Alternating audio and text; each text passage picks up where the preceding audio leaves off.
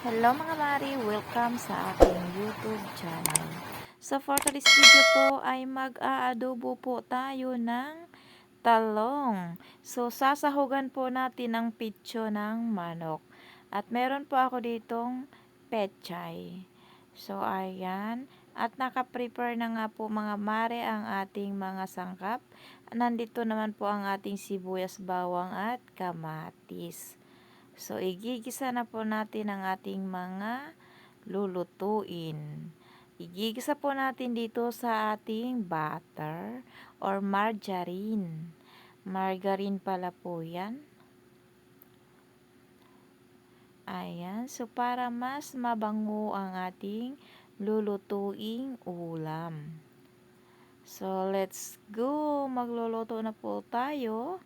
At painitin na po natin ang ating kawali. So, ayan. Ilalagay na po natin ang kaunting margarine. So, ang ginagawa ko po mga mare, ay nag-a-add din po ako ng kaunting mantika. So, tutunawin lang po natin ang margarine at ilagay na po natin itong ating sibuyas. Isunod na rin po natin ang bawang.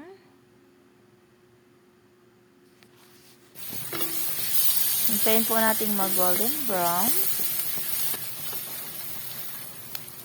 Tomato. Ayan. At ilagay na rin po natin itong ating kamatis.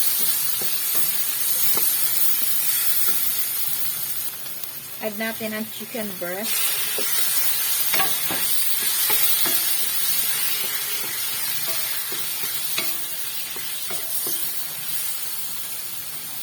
So, mag-add po tayo ng pepper. Ayan.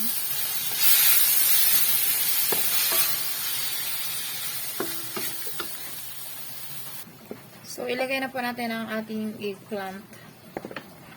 Ayan.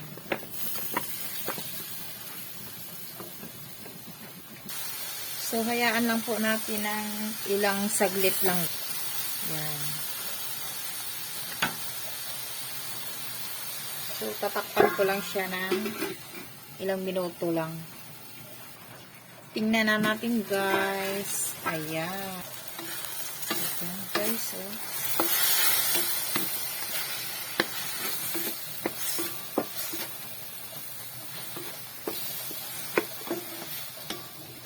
So, dito guys, nag-add na ako dito ng Knorr liquid seasoning, soy sauce, at oyster sauce. So, Ilagay na natin. Ayan na.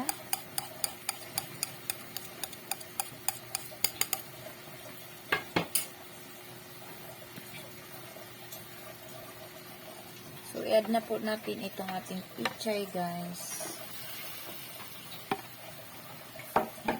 Haluin.